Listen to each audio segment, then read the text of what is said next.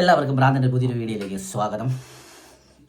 ആരുടെ ജീവിതത്തിലായിരുന്നാലും കർമ്മ ഒരിക്കലെങ്കിലും വന്ന് കടന്നു പോകുമായിരിക്കും. അങ്ങനെ ഒരു കാഴ്ചയാണ് 5ാം T20 അഹമ്മദാബാദിൽ വെച്ച് ഇന്നലെ കണ്ടത്.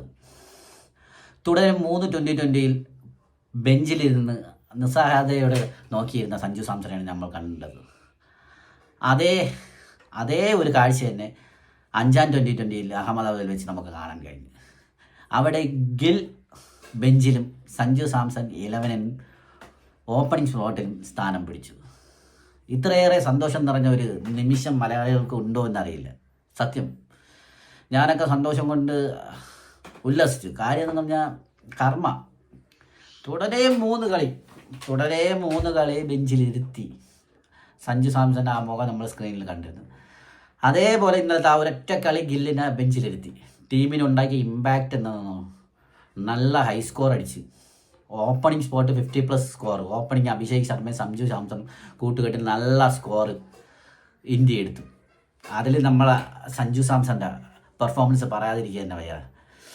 22 പന്തിൽ 37 റണ്ണ്, നല്ല മിന്നും പ്രകടനം കാഴ്ചവെച്ചു. ഇതിൽ കൂടുതൽ അദ്ദേഹം എന്താണ് ചെയ്യേണ്ടതെന്ന് ആരുടെയും രാജകുമാരനാവാത്തത് കൊണ്ടാവാം 10 മാസം എടുത്തു ഓപ്പണിംഗ് സ്പോട്ടിൽ ചാൻസ് കിട്ടാനായിട്ട് സഞ്ജുവിന്.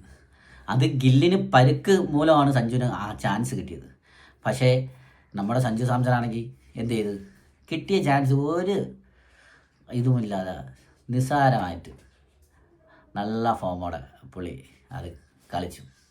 നല്ല സൂപ്പറായിട്ട് 22 ബോളിൽ 37 റണ്ണുമായിട്ട് പുള്ളി ബൗൾഡാവുന്നതും ഒന്നാം തരം ഒരു ബോളിൽ കൂടിയാണ് പുള്ളി ബൗൾഡായത്. അതുകൊണ്ട് ഹാറ്റ്സ് ഓഫ് സഞ്ജു സാംസൺ. എന്തായാലും ഒരു കാര്യം നമുക്ക് ഉറപ്പിക്കാം, ഇന്നത്തെ T20 എന്തായാലും ടീമിൽ ഇടം കിട്ടും സഞ്ജു സാംസൺ. പക്ഷേ 11 T20 വേൾഡ് കപ്പ് 11 ഇടമുണ്ടാവുമോ എന്ന് നമുക്ക് സംശയിക്കേണ്ടി വരും. കാരണം സഞ്ജു സാംസൺ ആരുടെയും രാജപുത്രനല്ല. അതും കൂടാതെ തന്നെ T20 8,000 തികയ്ക്കുന്ന 7ാമത്തെ പ്ലെയറായി സഞ്ജു സാംസൺ. 7ാമത്തെ പ്ലെയറാണ്. ഇന്ത്യൻ ജേഴ്സിയിൽ 1000 റണ്ണ് തികയ്ക്കുന്ന 14ാമത്തെ പ്ലെയറാണ് സഞ്ജു സാംസൺ. ആ റെക്കോർഡ് കൂടി ഇന്നലത്തെ 5ാമത്തെ T20 സഞ്ജു സാംസൺ മറികടന്നിരിക്കുന്നത് ഗായ്സ്. ഇനിയും 100% T20 സ്ക്വാഡിൽ ഇടം കിട്ടുമെന്ന് നമുക്ക് പ്രതീക്ഷിക്കാം ഗായ്സ്. പിന്നെ T20 ടീമിൽ ഇടം കിട്ടിയിട്ട് മാത്രം കാര്യമില്ല, ആ ഓപ്പണിംഗ് സ്പോട്ടിൽ ഇടം കിട്ടണം. അതിലാണ് കാര്യമിരിക്കുന്നത്. അതും ഇപ്പോഴും നമുക്കൊരു 50+ ചാൻസാണ്. ഗില്ല് 100% ഗില്ലിനെ ആയിരിക്കും അവർ ഓപ്പണിംഗ് സ്പോട്ടിൽ ഇറക്കുന്നത്. അവിടെ ഒരു അനീതി, സഞ്ജു സാംസണിൻ്റെ അനീതിയാണ് കാണാൻ പോകുന്നത് നമ്മൾ. അത് 100% നമുക്ക് അറിയാൻ കഴിയുന്നത്. അതിനൊരു ഉദാഹരണമാണ് ഈ കഴിഞ്ഞ 3 T20. 4ാമത്തെ T20 മഞ്ഞ് കാരണം നടന്നില്ല. അതുകൊണ്ട് കഴിഞ്ഞ 3 T20 സഞ്ജു സാംസൺ ബെഞ്ചിൽ തന്നെയാണ്.